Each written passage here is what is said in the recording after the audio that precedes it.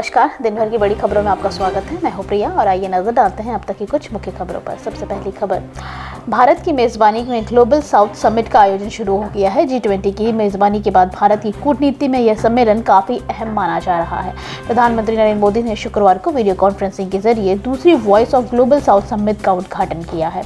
इस दौरान उन्होंने कहा कि पिछले साल दिसंबर में जब भारत ने G20 की अध्यक्षता संभाली थी, तभी फैसला कर लिया था कि ग्लोबल साउथ देशों की आवाज आगे बढ़ाना हमारी प्राथमिकता रहेगी।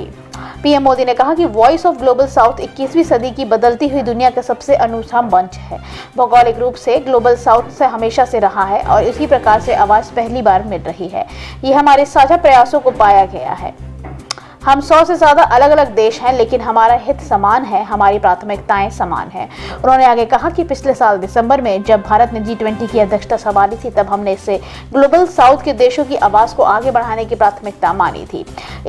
इसके साथ ही भारत मानता है कि नई टेक्नोलॉजी नॉर्थ और साउथ के बीच दूरियां बढ़ाने का नया स्रोत नहीं बनना चाहिए। प्रधानमंत्री मोदी ने आगे कहा कि हम सभी देख रहे हैं कि पश्चिम एशिया क्षेत्र की घटनाओं से नई चुनौतियां उभरती नजर आ रही हैं। भारत ने 7 अक्टूबर को इजरायल में हुए आतंकी हमले की निंदा की है। हमने संयम भी बरता, हमने बातचीत और कूटनीति पर भी जोर दिया। हम इस्राइल और हमास के बीच संघर्ष में नागरिकों की मौत की भी कड़ी निंदा करते हैं। फिलिस्तीनी राष्ट्रपति महमूद अब्बास से बात करने के बाद हमने फिलिस्तीन के लोगों के लिए मानवीय सहायता भी भेजी है।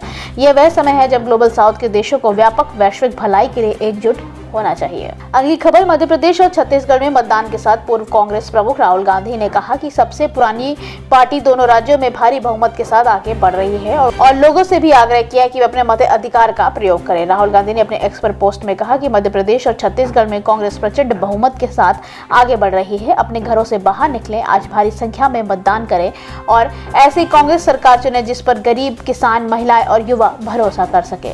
उन्होंने छत्तीसगढ़ और मध्य प्रदेश के कांग्रेस के वादों पर 1 मिनट का वीडियो भी शेयर किया है। पार्टी महासचिव प्रियंका गांधी वाड्रा ने एक्स पर पोस्ट में कहा कि आज चुनाव है और मुझे पूरा विश्वास है कि मध्य प्रदेश की जनता घोटालों, झूठ, लोगों को आपस में लड़ाने की साजिशों और कुर्सी की जागीर समझने की मानसिकता को कड़ा सबक सिखाएगी। उन्होंने आगे लिखा कि लोग हमें बेहद प्यार और समर्थन दे रहे हैं। मुझे राहत है कि 18 साल का कुशासन खत्म होने वाला है और मध्य प्रदेश में सच बोलने वाली, जनता की बात सुनने वाली, प्रेम और शांति के रास्ते पर चलने वाली कांग्रेस सरकार को एक विशाल और व्यापक जनादेश की आवश्यकता है, जिसकी प्रतिनिधित्व आपके प्यार और उत्साह से हो रही हो। आज अपने मन के तूफान को वोट में बदल दीजिए। हमें इतने सीट जिताकर विधानसभा में भेजे कि कोई हमारी सरकार चुराने या हाईजैक करने का सपना भी ना सोच सके। मैं जानता हूं आपके पास यह शक्ति है। 230 सदस्यीय मध्य प्रदेश विधानसभा के लिए मतदान और छत्तीसगढ़ में 70 विधानसभा सीटों के लिए एक दूसरे चरण का मतदान इस समय चल रहा है। कांग्रेस छत्तीसगढ़ में लगातार दूसरी बार और मध्य प्रदेश में सत्ता में वापसी करने की कोशिश कर रही है। अगली खबर, छठ पूजा का त्योहार शुक्रवार से शुरू हो गया है। इसके देखते हुए दिल्ली की अरविंद केजरीवाल सरकार ने बड़ा कदम उठाया है। दिल्ली सरकार ने उत्पादन शुल्क आयुक्त में 19 नवंबर को छठ पूजा के अवसर पर दिल्ली में ड्राई डे घोषित किया है। इसका मतलब है कि दिल्ली में रविवार को शराब की दुकानें बंद रहेंगी। इस दौरान ठेकों या शराब की दुकानों में न मदिरा बेची जाएगी।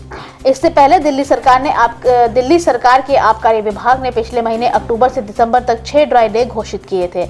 अधिकारियों ने बताया था कि 4 सरकारी निगमों की ओर से संचालित शहर की 637 खुदरा दुकानें 2 अक्टूबर, 24 अक्टूबर, 28 अक्टूबर, 12 नवंबर, 27 नवंबर और 25 दिसंबर को बंद रहेंगी।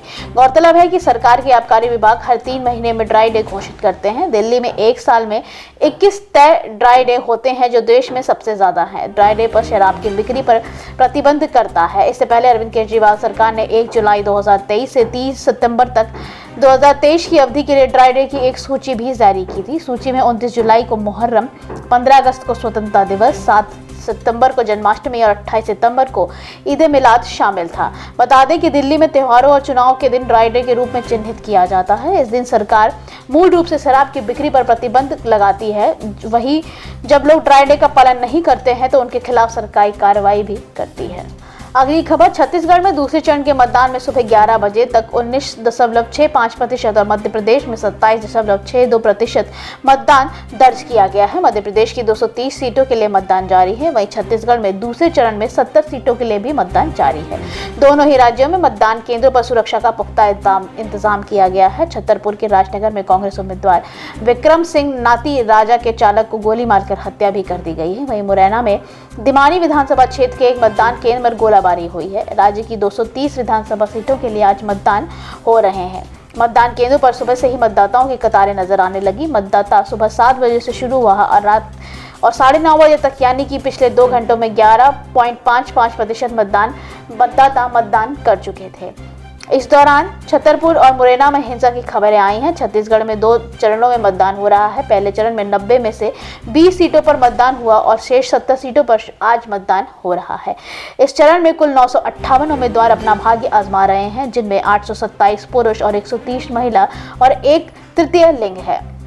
द्वितीय चरण में प्रदेश के 1,76,14,469 मतदाता अपने मताधिकार का प्रयोग कर रहे हैं। इनमें 81,51,624 पुरुष मतदाता हैं, 81,72,117 महिला मतदाता हैं और 684 तृतीय लिंग मतदाता शामिल हैं।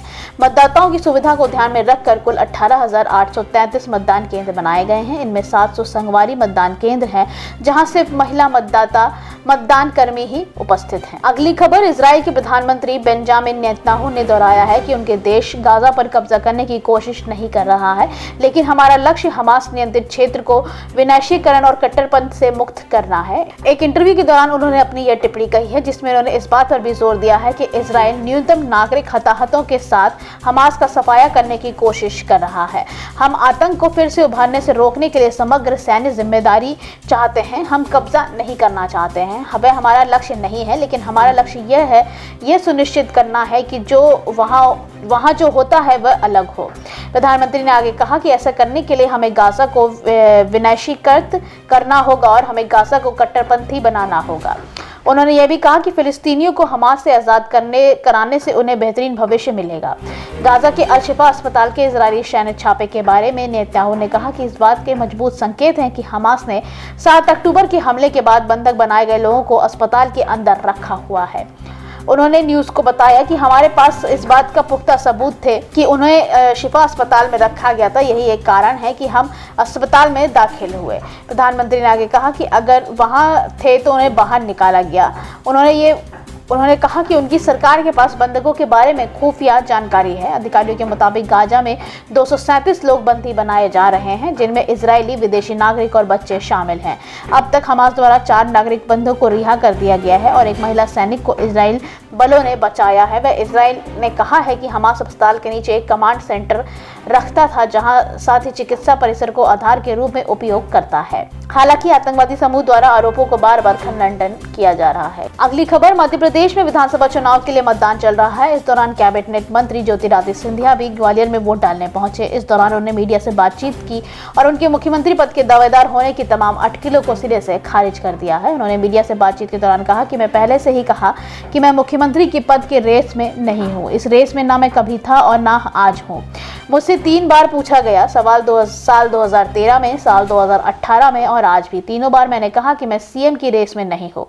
मुख्यमंत्री पद की रेस को लेकर टिप्पणी करते हुए ज्योतिरादित्य सिंधिया ने आगे कहा कि ये रेस कुर्सी की नहीं है, ये रेस विकास की है, प्रगति की है और जनता के विश्वास की रेस है। इस दौरान सिंधिया ने कांग्रेस पार्टी पर भी हमला बोला और कहा कि मुख्यमंत्री पद की कुर्सी की रेस कांग्रेस में होती है। मध्य प्रदेश की भारतीय जनता पार्टी की सरकार है और पिछले लगभग 2 दशकों से पार्टी ने शिवराज सिंह चौहान को ही मुख्यमंत्री बनाए रखा है। शिवराज सिंह चौहान इस बार भी चुनाव लड़ रहे हैं, लेकिन पार्टी ने इस बार मुख्यमंत्री पद के चेहरे के तौर पर उन्हें प्रोजेक्ट नहीं किया है। ऐसे में ये अटकलें लगाई जा रही थी कि बीजेपी इस बार मुख्यमंत्री बदल सकती है। वहीं बीजेपी ने केंद्रीय मंत्री और सांसदों को इस बार विधानसभा चुनाव में उतारा है, जिसके चलते भी इस तरह के कयासों में और हवा मिल गई थी। अगली खबर, सीएम एकनाथ शिंदे ने बयान पर शिवसेना सांसद संजय राउत ने कहा है कि सीएम से कहें कि वे रामायण ठीक से पढ़े। रामायण में बहुत सी बातें हैं जो एकनाथ शिंदे पर फिट बैठती हैं। अब उन्हें देखना होगा कि वे विभीषण है या कोई और। भगवान राम ऐसे व्यक्ति थे जो निष्ठा के लिए बहुत महत्व रखते थे। इन लोगों के लिए सत्ता के लिए आस्था, निष्ठा और बाला साहब ठाकरे के आदर्शों का त्याग दिया।